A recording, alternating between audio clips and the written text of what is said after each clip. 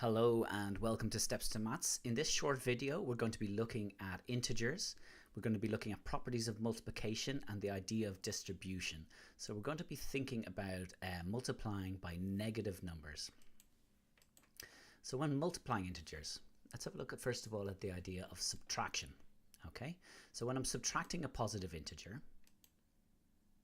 for example, if I subtract plus 7, I end up with negative 7. If I subtract a negative integer, it's the same as adding. So if I subtract negative 8, it's exactly the same as adding 8. So we've already come across this when we're looking at integers. I just wanted to remind you that when you subtract a positive, it's the same as subtracting. When you subtract a negative, it's the same as adding. So what about multiplication? Okay, so subtracting changes the signs. Let's have a look at multiplication. Multiplying. What happens when I multiply by negative 1? Negative 1 by a positive number gives you a negative number. For example, negative 1 multiplied by positive 8 gives you negative 8. So we know this from the topic on integers when you're multiplying integers. Negative 1 multiplied by a negative number gives you a positive number.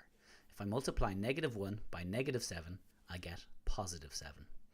Okay, so multiplying by negative 1 changes the sign. So multiplying by negative 1 is very similar to the idea of subtracting.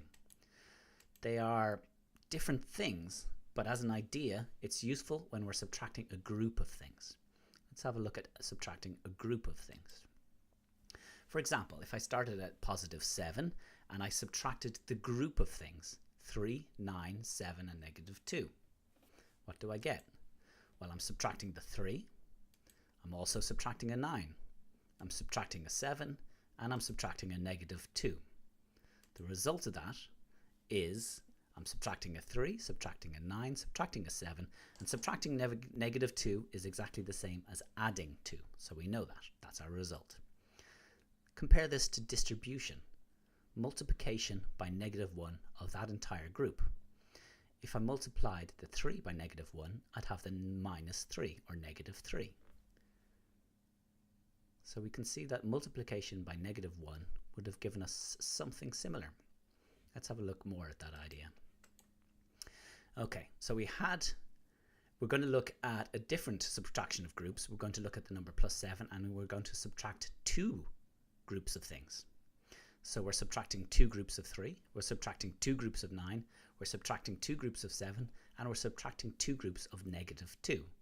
And the result of subtracting two groups of 3 is subtracting 6, subtracting 18, subtracting 14, and adding 4.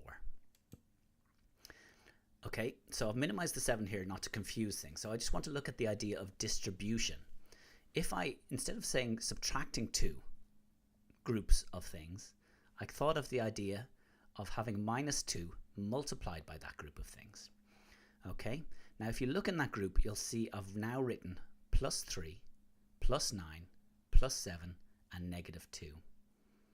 And I want you to start thinking about those numbers as separate terms, 4 separate terms. We've got the number positive 3, the number positive 9, the number positive 7 and the number negative 2. I want you to think of those as separate numbers and everything in that group is going to be multiplied by negative 2. So using the property of distribution, instead of adding everything in the group and multiplying by negative 2, I can distribute the multiplication. I can multiply the negative 2 by all of the terms in that group.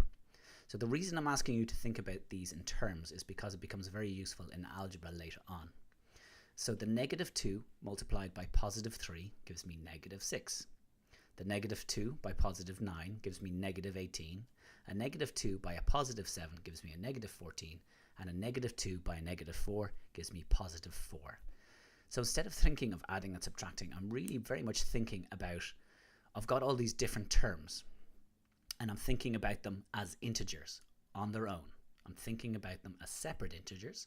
I'm thinking about the number plus positive 7, to which I'm going to add the numbers negative 6, negative 18, negative 14 and positive 4. Okay, so that's just an idea about distribution that I wanted to introduce you to. You need to think about, if I'm subtracting a group of things, you can think about them as separate terms that I'm multiplying, in this case by -2 and in the previous case by -1.